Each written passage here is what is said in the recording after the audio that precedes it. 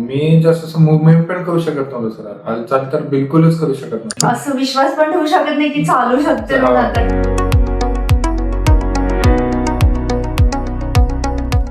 Sir actually म्हणजे 2021 पासून त्रास होता. कंटिन्यू बसलं खाली तर दोन्ही पायामध्ये मुंग्या यायच्या. नॉर्मल माणूस कसं उठून चालतो पटकन, तसं नाही, थांबून राहायचे तिथंच. सकाळी जस्ट 11 वाजता असं ऑफिसला निघालो, वाटेतच असं त्रास चालू झाला. कंटिन्यू 6 तास तो त्रास, जोपर्यंत मी हॉस्पिटलमध्ये ऍडमिट होत नाही. मी जसं मुवमेंट पण करू शकत नव्हतो सर. हालचाल तर बिलकुलच करू शकत नव्हतो. कमरेला सर मुवमेंट झाला की दुखायचं. उठू शकत नव्हतो, मुवमेंट करू शकत नव्हतो. तिथल्या लोकांनी मला असं कपड्यावरती 6 लोकांनी उचलून असं झोपवलं मला. डोळ्यात पाणी असं मी तो पेन मी जसं मी एक्सप्लेनच करू शकत नाही.